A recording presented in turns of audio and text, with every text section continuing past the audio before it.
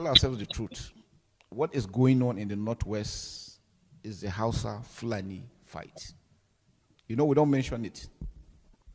That is the bottom line. The Fulani man feels anytime he comes to town, he's molested, he's killed. The Hausa man believes that the Fulani man, using his headsmen, enters his farm and destroys his crops. So it's been a long time, I'm sure you're aware, it's been a long time issue that had not been addressed. So it's a political issue that should have been settled before. It had been allowed until it evolved to what it is today. Now, acts of criminality now came in. When acts of criminality came in, they felt that now, because the borders, I mentioned the issue of porous borders where weapons are moving in and out, and that's why they felt that, yes, since their cows are being attacked, they too should be protected. And that's why you see major of them carrying arms. And before you know it, those that didn't have cows started into acts of armed robbery, small stealing, until it graduated to what it is now. Then the Boko Haram, with the hit they got in the Northeast, a lot of them moved. So it's a convergence of criminality that has come together to build up to what the acts of banditry. And the only way they make money is what? Kidnapping. When they kidnap, they make money. Now, the state governments, yes, in order to address that, I personally support civilian JTF. We use them effectively in the Northeast.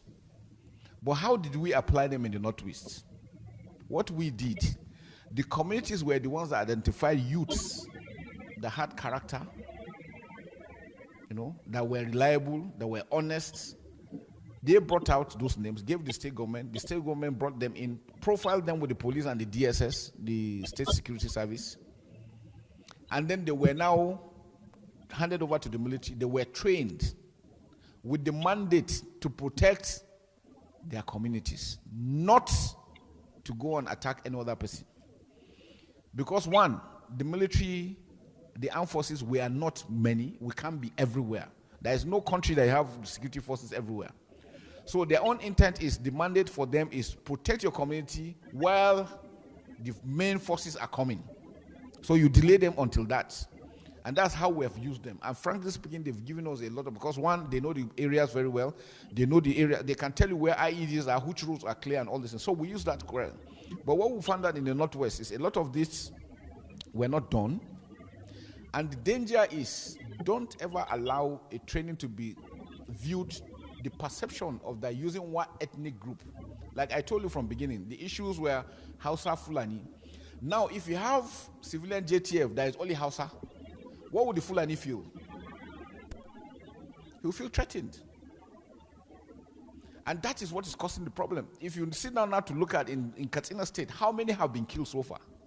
Because one, they operate in Northeast, they operate with the security forces.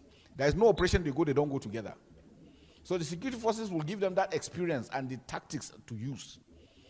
In this other area, they want to go alone. And you know that they've started also vendetta, starting to also settle personal scores. So they've derailed from the main objective of protecting their communities to settling personal. Some of them now have started settling land issues, marital issues, things that are not part of what they are supposed to be, because again, they were not controlled. On the issue of the Northwest crisis, CDS, you say you didn't mention it. It's a delicate, it's a delicate thread or delicate line to discuss about the Hausa Fulani issue.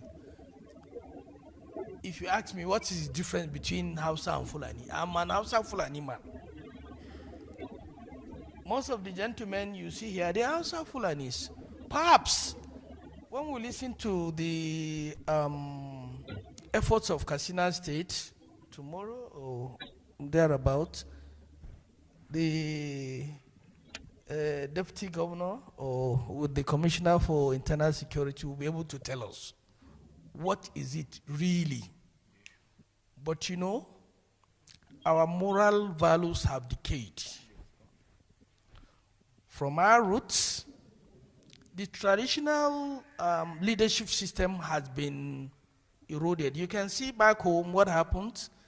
The traditional rulers have been made to look, next to nothing. And they play a significant role. While growing, I never gave them a space I was never their fan. But, when I grew into an adult, I got to realize that, yes, they contribute a lot to the security of our local communities, which also speak to the issue of, community policing. So virtually almost everyone. And I also want to appreciate the fact that the herder-farmer clash laid the foundation of where we are today. Of course, there was that crisis before. But what is happening today is criminality, and the issue of control of resources has also set in. We have abundant mineral resource, and most of the illegal mining activities that is going on in the country, particularly this northwest region.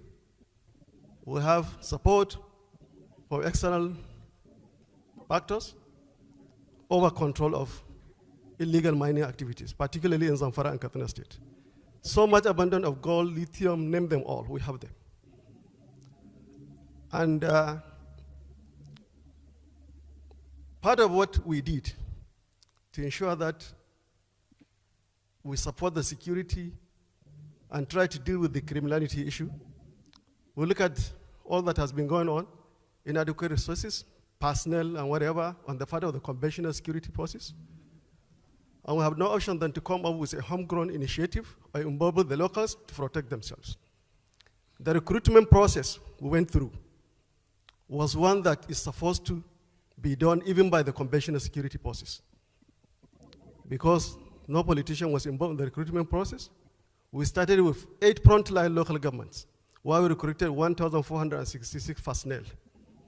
And the imams, the traditional rulers, and all the other opinion leaders were involved in vetting the people that we selected.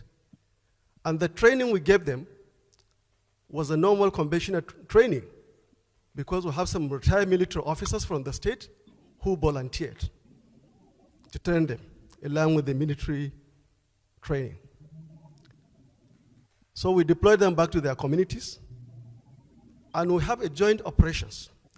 I want to admit that even if there is no synergy anywhere between the security forces and the locally trained vigilante or whatever, we have it in Katsina State.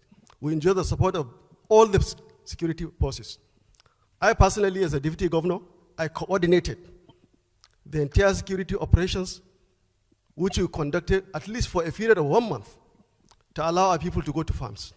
The military, the DSS, the police, all of them were involved. And we are monitoring weekly the performance, and we made sure that there's absolute synergy and control by the security forces on what the operations that was carried out by the Security Watch Corps. So also, we didn't even stop at the connected approach. We also look at the non-connected approach. We realized the role this traditional institution can play into this. For the first time, we recruited 6,652 ward heads and put them on payroll in Katsina State, just to support the security architecture. Apart from those that we recruited and trained under the community watch corps, because virtually Katsina is more than 90% Muslim population, so we also had to involve the ulamas, the religious leaders. We have 2,550 mosques in Katsina State. We made sure that we recruited at least 3 people, the imam, the assistant imam, and the ladan. We put them on payroll, and they are also assisting us in preaching against this violence and other criminal activities. And they form part of the community security committees across the state. So these are some of the things that I feel that I should share with the Chief of Defense Staff and other people that happens to be around. And most of the other initiatives that we have done, I'll address it in my presentation tomorrow. Thank you. Thank you. Thank you very much, Deputy Governor. Ladies and gentlemen, you'll agree with me. This has been a very exciting session.